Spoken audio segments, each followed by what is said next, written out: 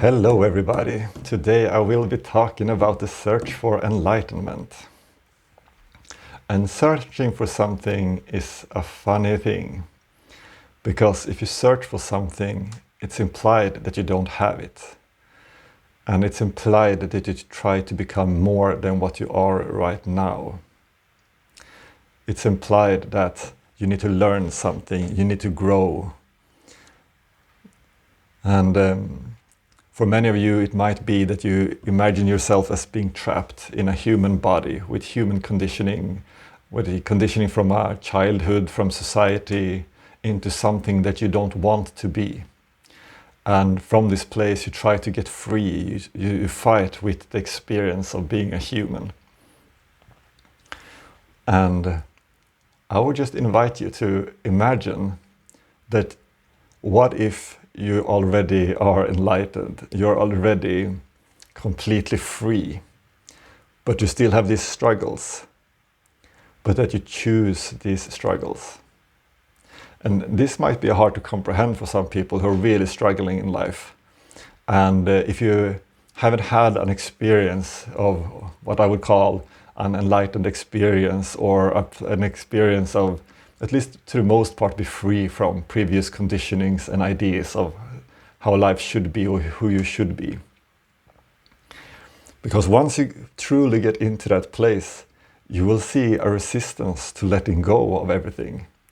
You will feel a certain need or want to stay as this human, as this ego, having this experience of growth. Letting go of everything at once means you are already at the end goal. Everything is fine, you don't need to grow, you don't need to create that relationship, you don't need to earn that money, you don't need to do that job that you're imagining, or have that contribution to life and society, or fulfill all these kind of goals and aspirations, because you have then let go of all of these needs. And usually when people really dive into that kind of self-improvement or understanding themselves, or try to lose or get rid of these qualities that you don't want to have, perhaps you're insecure when talking to people of the opposite gender, or you're not getting the validation or love, or you have a sense of being alone. You want to stay that person and get that need fulfilled as that person. To be that person, you need to cling on or hold on to these needs, these wants and desires. You want that childhood fantasy of being that person to come alive, to prove to yourself, like, I could do it. And all of these needs and wants keeps you locked in to experiencing life as the ego, as the separate self. To let go of all of these things and step straight into just pure consciousness, to just be happy with whatever happens, to just be love and freedom in relationship to whatever come up. That is the complete stepping into consciousness. And it's really nice to, if you ever get that kind of experience where you actually step into that place and realize that this is a choice, that there is a pleasure or something that you want to experience. That's why you chose this life, you chose these struggles. Because if you didn't choose them, you live from a place of limit, from a place of, this is not your choice, something happened to you, you're a victim of circumstance, or you're a victim of what's going on. And these two things cannot coexist. So I would invite you to start imagining a situation that's going on in your life and think about it like, why did I choose this? Why am I choosing to struggle with this? And if you have major situations in your life, that might be quite hard, because it can be really triggering to start to take responsibility or own up to the fact you chose them. And have compassion with yourself and take smaller steps. Look at perhaps a relationship to a friend or a partner, or something that's going on that you're struggling with, some sense of separation or something that you won't accept. And see that you choose not to accept this. and that you could accept it, and what would it mean if you accepted it?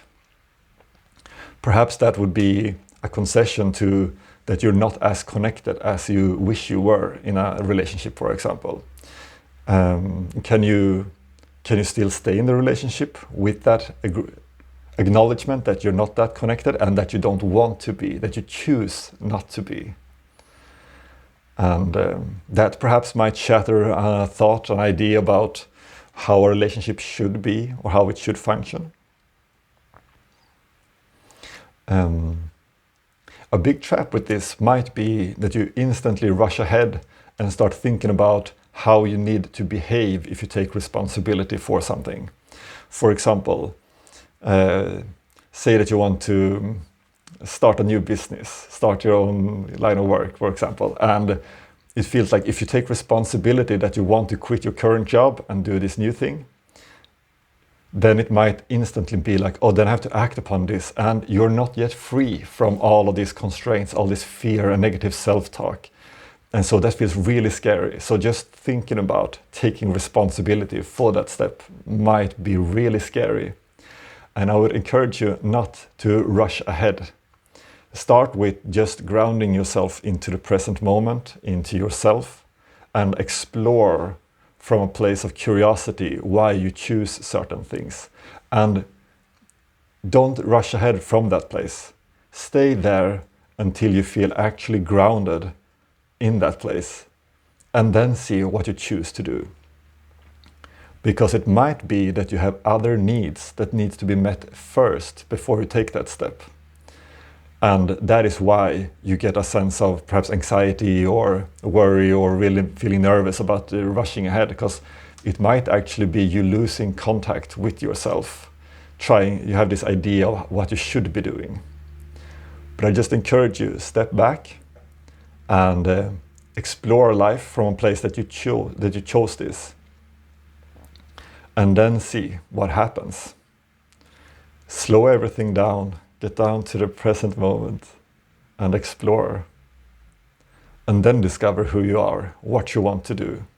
And perhaps you're right. All your thoughts and ideas are what you want, but perhaps they just need to be one step at a time. Perhaps you need to really ground yourself. There's so much stress going on in your life, in yourself, that you haven't really faced and dealt with. And starting to own up to them and realizing who you are, why you chose all of these things, why these situations are stressing you, because most likely it's because you're not expressing what you want, what you feel, how you want these relationships to be, or whatever it might be. So slow down and explore. And you will notice living life from a place of strength, from a place of choice, does not necessarily mean that you will act differently. You can still cry and be upset and all of these things, but you own the reasons, and the reasons will then change. For example, you come home from work and you talk to your partner about some conflict at work, and previously you were talking from a pretty helpless place. You were just coming and venting your emotions, and your partner instantly, of course, wanted to help you fix it because you seemed helpless in regards to the situation. And so the partners wanted to compensate for that.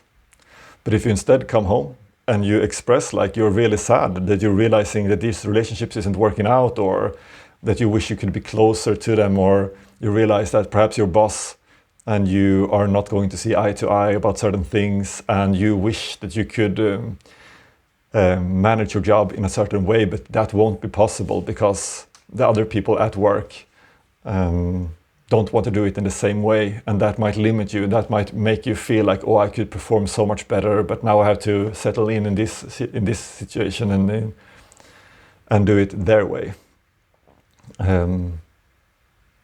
But then it might be interesting to explore, like, how will I manage this then? How will I proceed with this, and how will I express what's going on with me? Perhaps you just need to tell everybody that, all right, I'll settle in and do it the way you do it, the way you ask me to, but you might be honest and just be like, yeah, but I'm probably not going to perform at my best here, but I'll do as well as I can. And you might be honest towards yourself and be like, okay, so I'm probably not going to stay at this job for that long.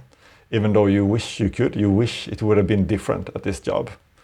But when you're honest with yourself, you realize, oh, perhaps that's not the case. And yeah, that's going to mean extra work, of course, but just the pleasure of being yourself, the feeling of empowerment and the feeling of freedom and love to just be honest with yourself and be honest with the people around you, who you are. That is the end goal. The end goal is not performing actions, getting somewhere in life, and then feeling good about yourself, and then feeling free. Just step into it straight away. And from that place, from the place of freedom and love towards who you are, towards others too. Like, you can put up boundaries, and from a place of love. And you can be free to express who you are in regards to what happens, but you can't control what actually happens, because other people are free to be themselves too. That's it for today. Thank you.